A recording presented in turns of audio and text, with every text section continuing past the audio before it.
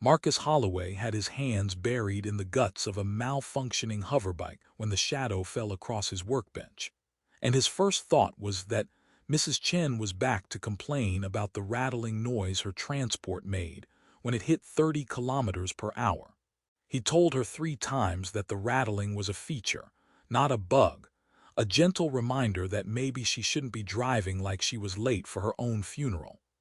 "Be with you in a second," he called out, not looking up from the tangle of power couplers that seemed to have been assembled by someone with a grudge against basic engineering principles.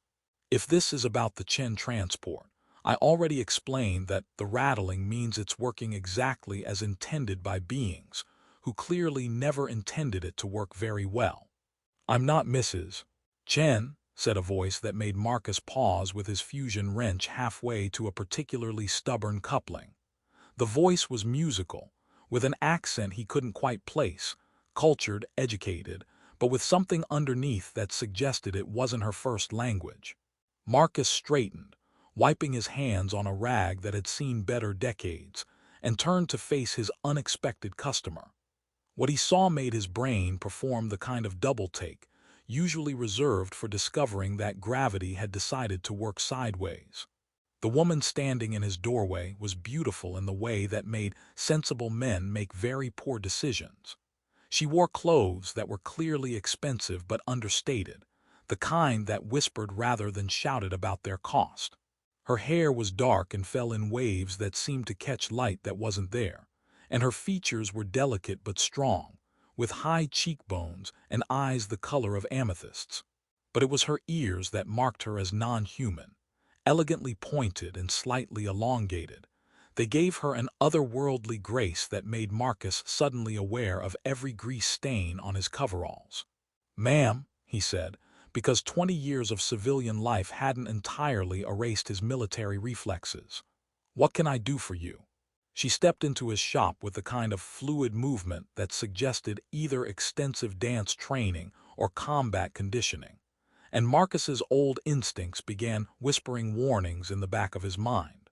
Her gaze swept across his workshop, taking in the organized chaos of tools, parts, and half-repaired vehicles with the methodical attention of someone conducting a tactical assessment.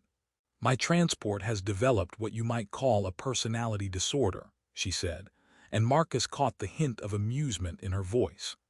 "It insists on flying in circles whenever I try to reach orbital velocity, which makes interstellar travel somewhat challenging." Marcus looked past her to the sleek craft sitting in his parking area and felt his eyebrows climb toward his hairline. The ship was gorgeous in the way that only alien technology could be, all curves and flowing lines that seemed to have been grown rather than built. It also looked expensive enough to buy his entire colony twice over. "That's a Zarathi design," he said, and noticed the way her violet eyes sharpened slightly at his recognition. "Beautiful work. Their engineers always were artists as much as technicians." "You know Zarathi technology?" she asked, and there was something in her tone that made Marcus wonder if he just passed or failed some kind of test. "I've seen a few examples over the years," he said carefully, not mentioning that most of those examples had been trying to kill him at the time. "What's your name, Miss?" "Lyra," she said, and offered him a smile that was probably illegal in several star systems. "And you would be Marcus Holloway, unless the local information network has developed a sense of humor about residential listings." Marcus felt that old familiar tingle at the base of his skull that had kept him alive through 6 years of interstellar warfare. "You did some research before coming here." "I like to know who I'm dealing with," Lyra said, moving deeper into his shop with that same predatory grace. "Your reputation as a mechanic is quite impressive for someone who claims to be retired from more exciting pursuits." "What kind of exciting pursuits would those be?" Marcus asked, keeping his voice light while his mind cataloged the positions of every tool that could serve as a weapon if this conversation went sideways.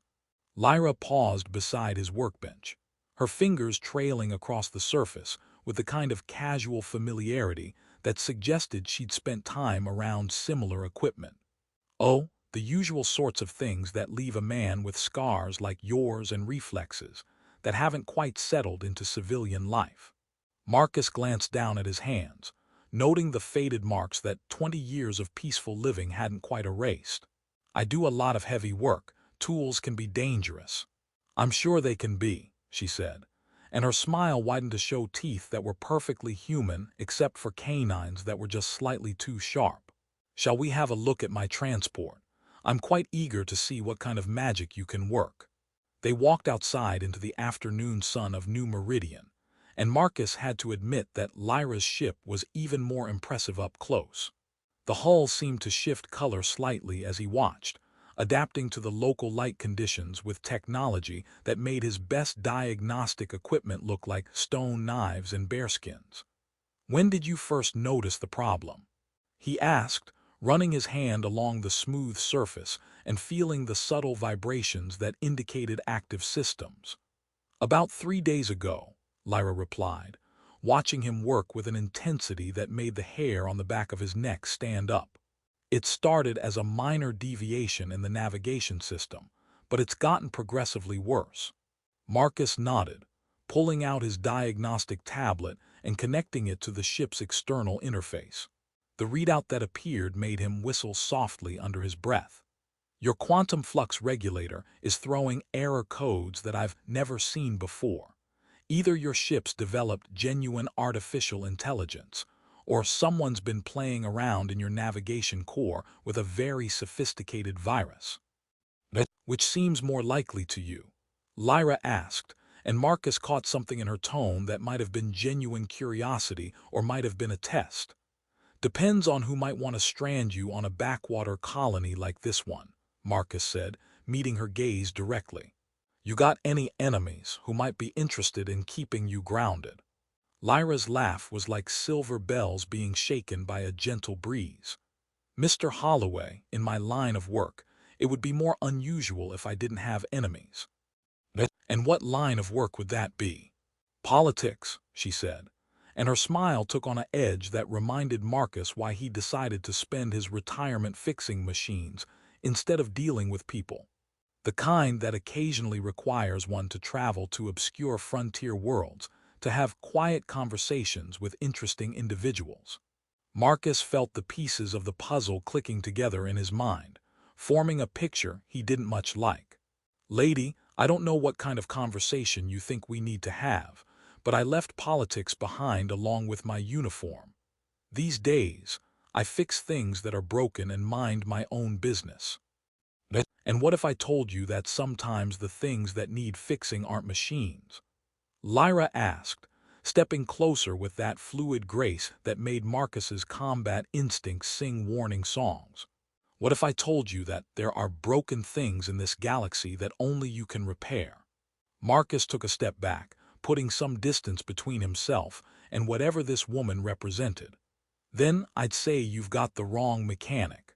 I work on hoverbikes and atmospheric shuttles, not galactic politics.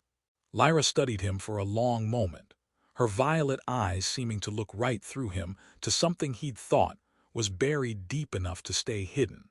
We'll see about that, Marcus Holloway. We'll see about that.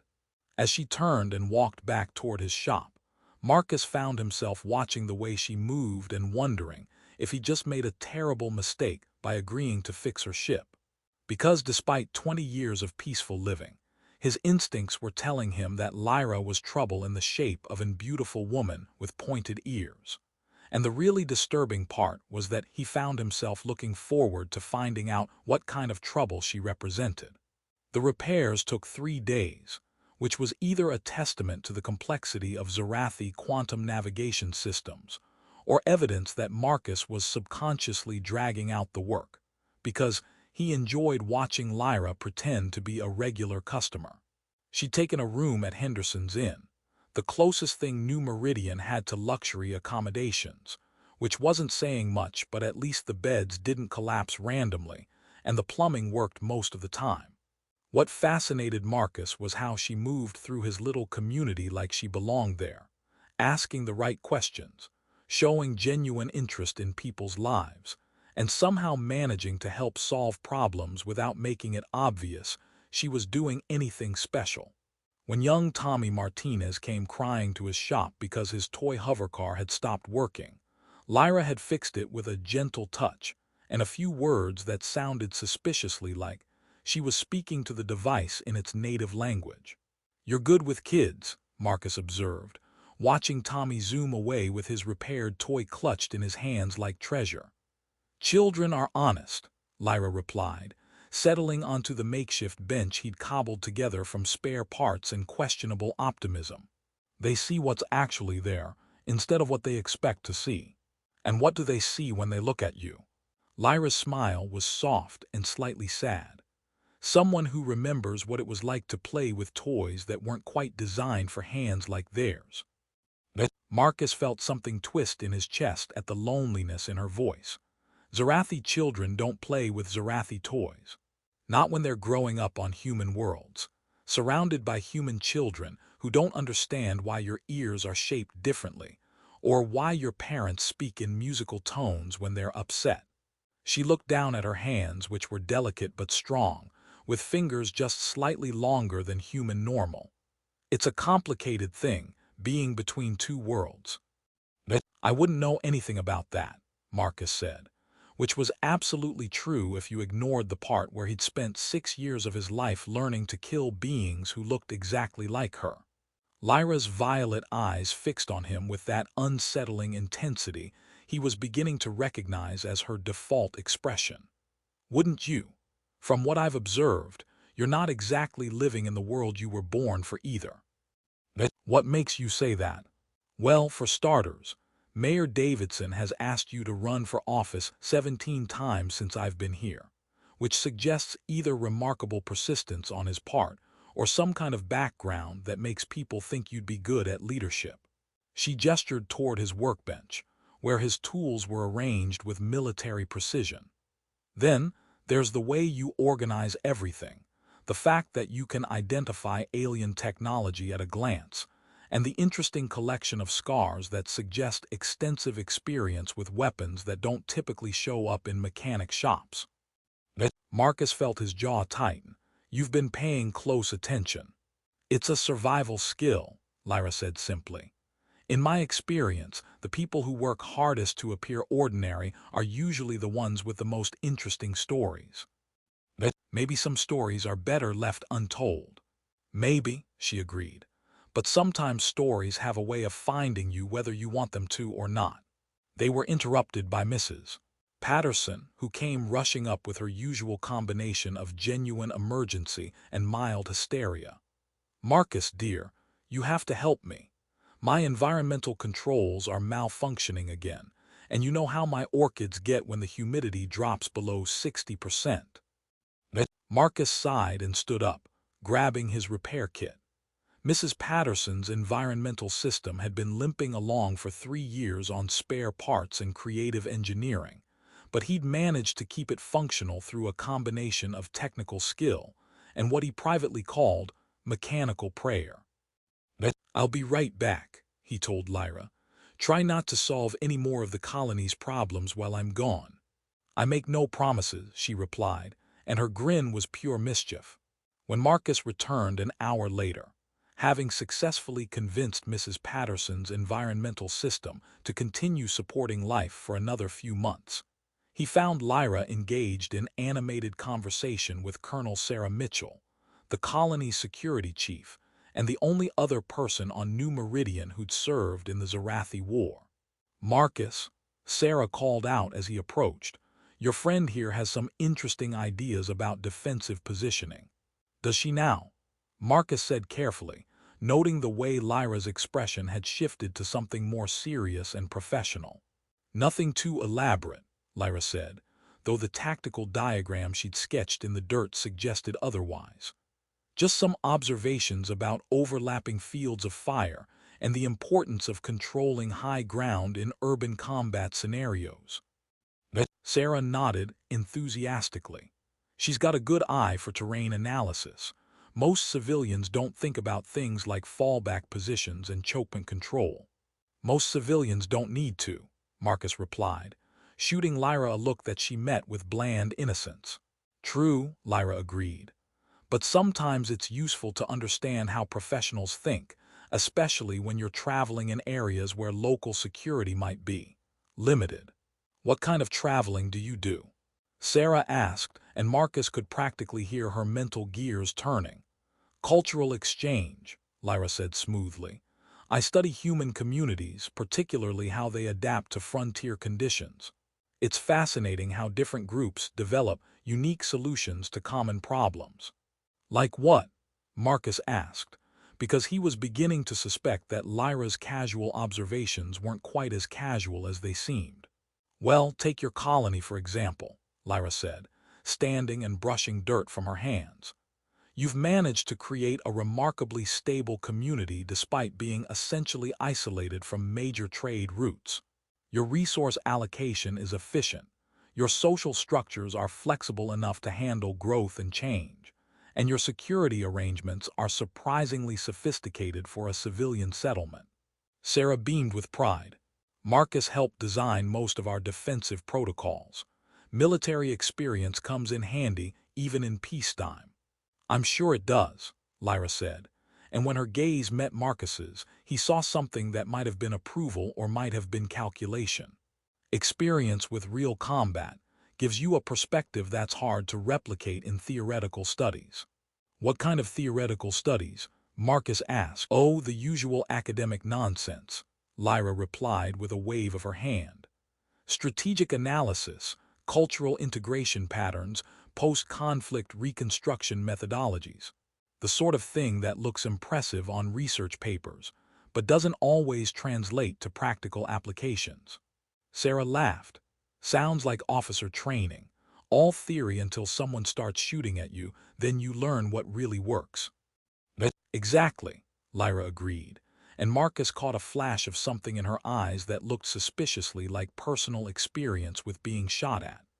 Though I've found that the best insights usually come from people who have actually been in the field rather than those who have only read about it in books.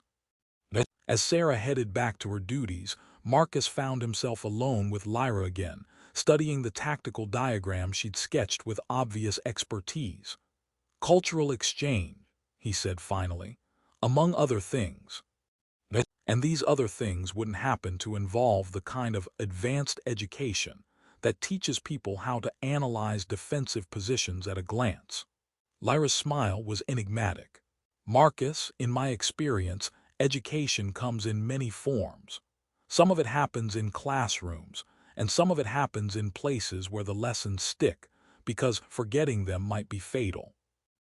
Marcus looked at the woman sitting beside him.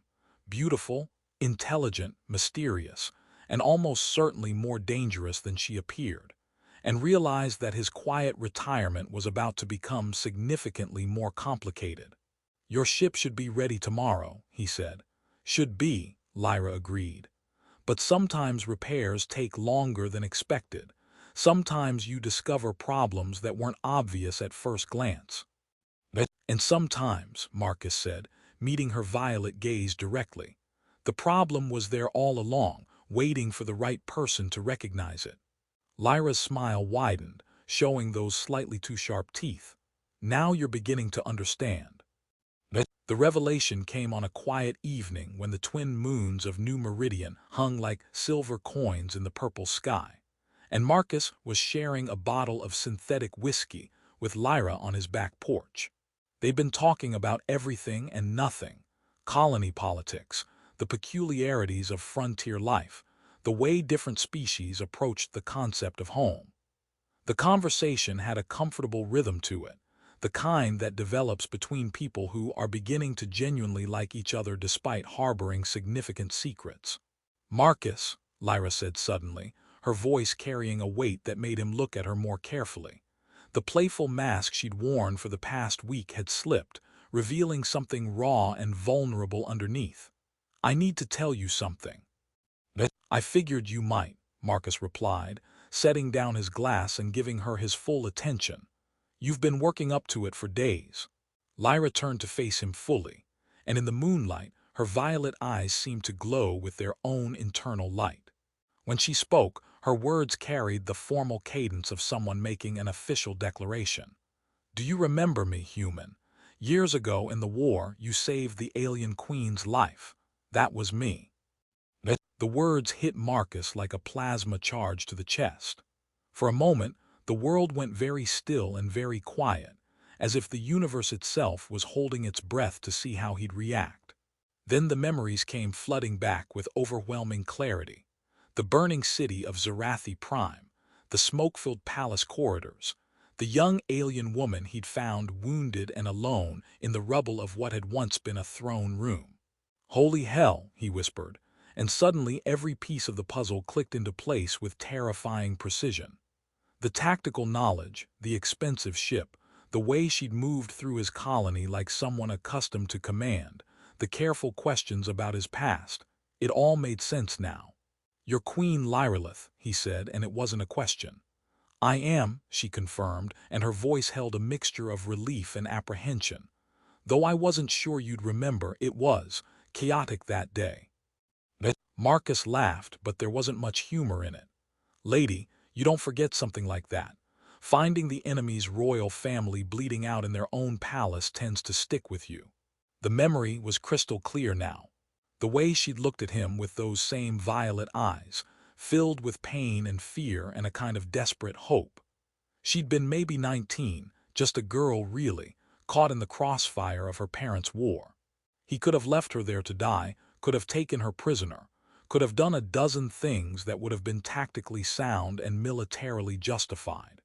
Instead, he'd bandaged her wounds with his field kit and helped her escape through the ancient tunnel system that ran beneath the palace.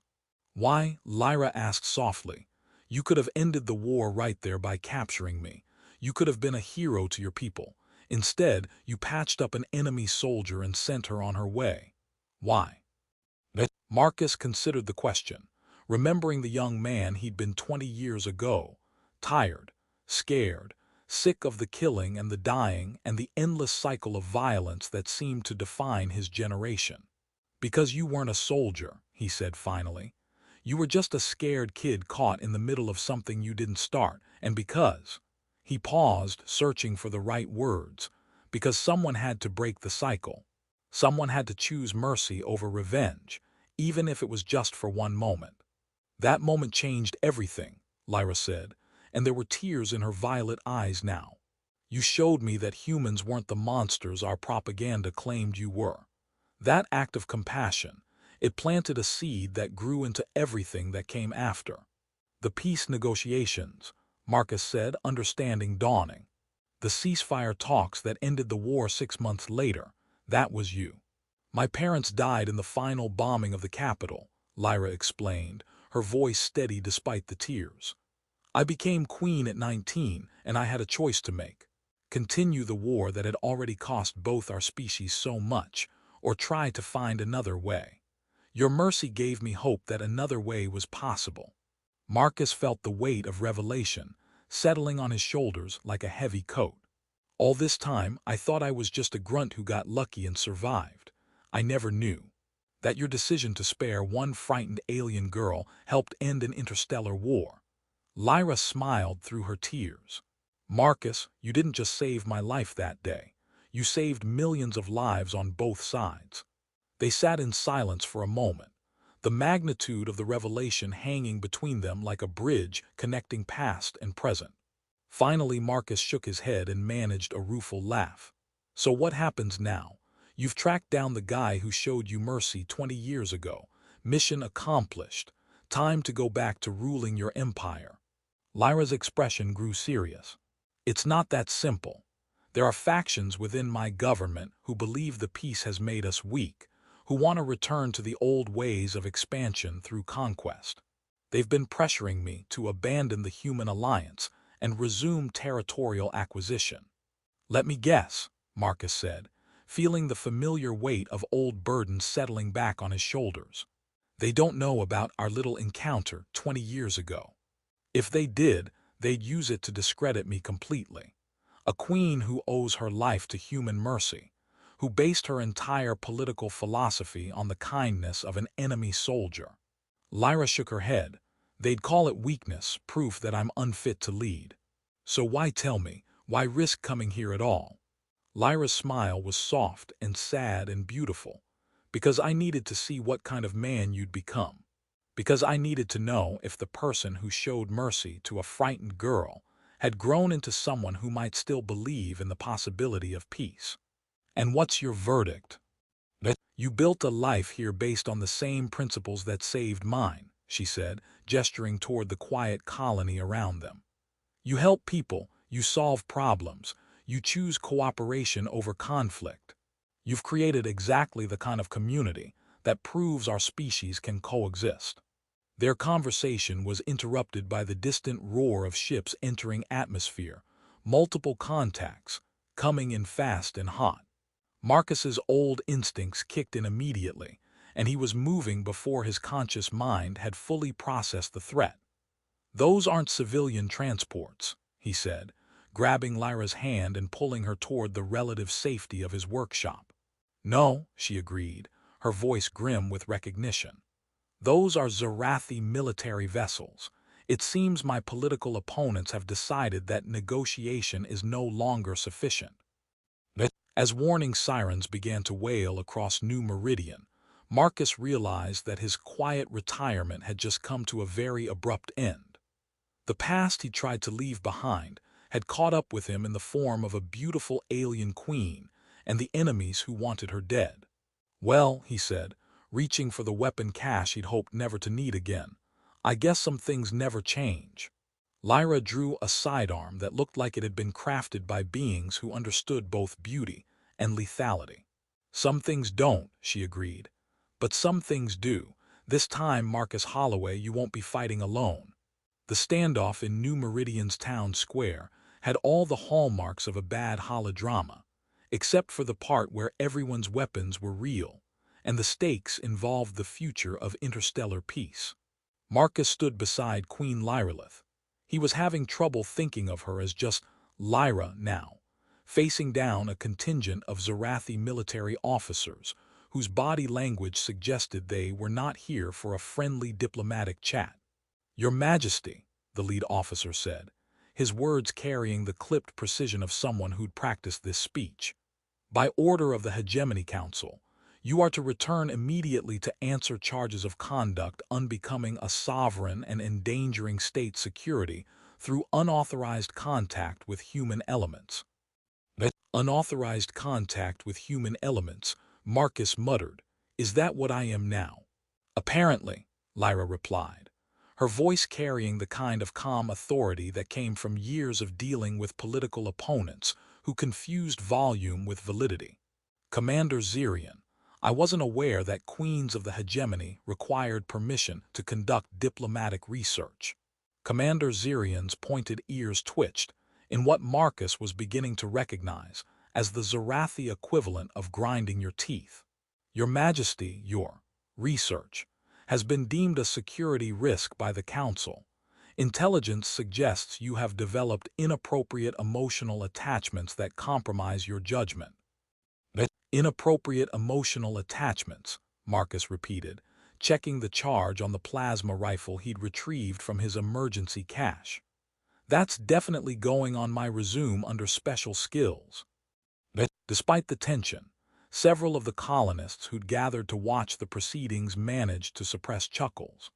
Marcus noticed that Sarah Mitchell had positioned her security team with professional competence, while Mayor Davidson looked like he was calculating whether this situation would help or hurt his chances in the next election. Commander, Lyra said, stepping forward with the kind of regal bearing that made it clear she outranked everyone present by several orders of magnitude. I am conducting a comprehensive assessment of human Zarathi integration potential. This research is vital to the hegemony's long-term strategic interests. Research, Commander Zirian said, and his tone suggested he found the word personally offensive.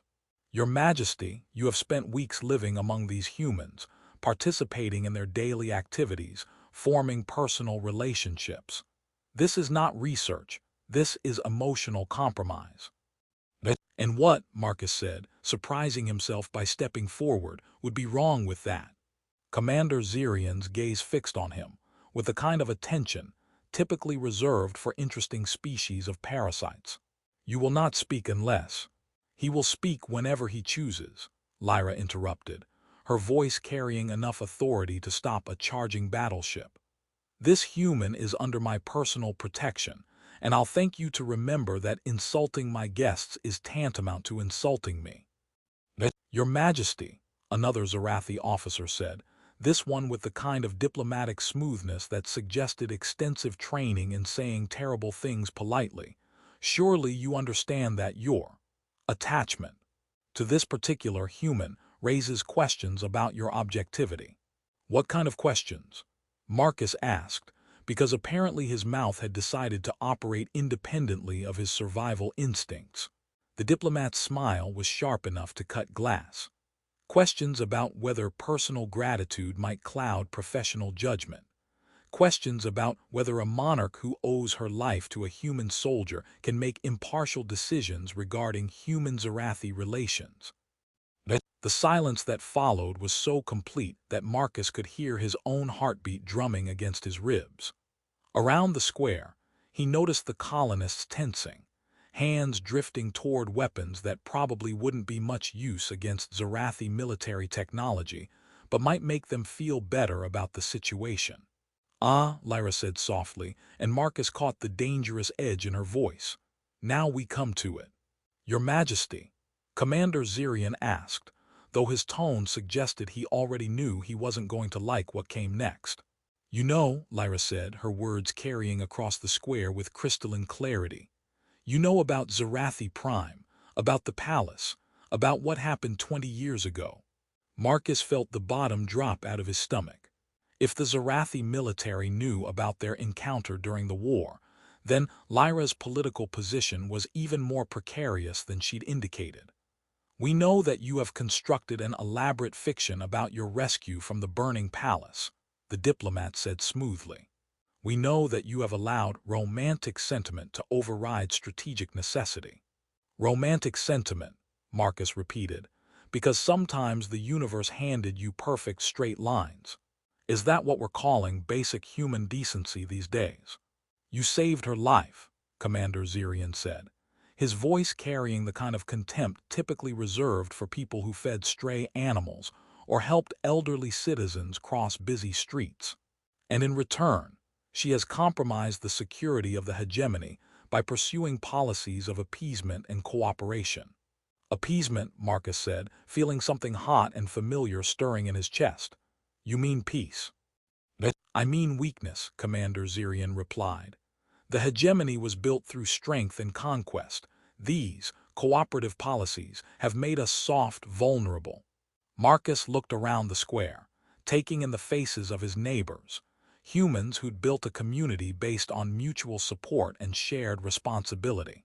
He thought about Tommy Martinez and his broken toy, Mrs. Patterson and her temperamental orchids, Mayor Davidson's persistent optimism, despite governing a colony that was held together by spare parts and stubborn determination. You want to know what weakness looks like? Marcus said, his voice carrying the quiet authority of someone who'd seen enough combat to know the difference between strength and violence. Weakness is being so afraid of showing mercy that you'd rather burn the galaxy than risk someone thinking you're soft. This human dares to lecture the hegemony on strength. Commander Zirian's hand drifted toward his weapon, but Lyra's sharp look froze him in place. This human, Marcus continued, spent 6 years fighting a war that nobody wanted and everybody lost something in. This human had the chance to end that war by capturing an enemy royal and chose instead to bandage her wounds and help her escape. You want to call that weakness? Fine. But that weakness gave your queen the perspective she needed to choose peace over endless bloodshed. And what has that peace accomplished? The diplomat asked. What has cooperation given the hegemony except vulnerability to human expansion and cultural contamination? Marcus gestured toward the square around them, where humans and the handful of Zarathi residents who'd made New Meridian their home stood together, united not by species but by shared community. It's given you this. A place where beings from different worlds can live together, work together, Build something better than either could create alone. A handful of farmers and merchants, Commander Zirian scoffed. This proves nothing. It proves everything, Lyra said, her voice ringing with absolute conviction. Marcus, tell them what you've observed during my stay here. Marcus realized that this was the moment, the test he'd been preparing for without knowing it. Everything he'd learned about leadership, about community, about the difference between ruling through fear and governing through trust, crystallized into words that carried the weight of 20 years of hard-won wisdom. Your queen spent 3 weeks among us, he said, addressing not just the Zarathi officers but the crowd of colonists who'd gathered to witness this confrontation. She fixed a child's toy, helped an elderly woman with her garden, offered tactical advice that could save lives if we ever need it. She listened to our problems, contributed to our solutions, and proved that leadership isn't about standing above people, it's about standing with them. Pretty words, Commander Zirian said, but words don't build empires. No, Marcus agreed. They build something better. They build trust. They build partnerships that make both sides stronger instead of just making one side dominant. And when the next species we encounter chooses conquest over cooperation, the diplomat asked, what then? Will pretty words and trust stop their battle fleets? Marcus felt Lyra's hand brush against his. A brief contact that somehow conveyed more support than a squadron of reinforcements. When that happens, he said, you'll have allies instead of subjects, partners instead of conquered territories. You'll have beings who will stand with you because they choose to, not because they have to. Like now, Sarah Mitchell said, stepping forward with her security team. Like right here. One by one, the colonists moved closer, not threatening but making their position clear. They stood with their queen and the man who'd saved her, because that's what communities did. They protected their own. Commander Zirian looked around the square, taking in the faces of humans and Zarathi united in common purpose, and Marcus saw uncertainty flicker in his eyes for the first time. Your Majesty, the commander said finally, the council expects your return. And they'll have it, Lyra replied, but not as a prisoner and not as someone who's abandoned her principles. I'll return as a queen who's gathered the evidence she needs to prove that cooperation isn't weakness, it's evolution. Evidence? The diplomat asked. 3 weeks of detailed observations about human Zarathi integration. Testimony from a decorated human war veteran about the practical applications of trust-based leadership. Documentation of a successful mixed-species community that thrives on cooperation rather than domination. Lyra's smile was sharp and satisfied. I've gathered everything the council needs to understand why the path forward lies in partnership, not conquest. As the Zarathi ships prepared to depart, taking their queen home to face whatever political challenges awaited, Marcus found himself standing on the edge of another life-changing moment. Lyra approached him, her expression mixing gratitude, affection, and something that might have been hope.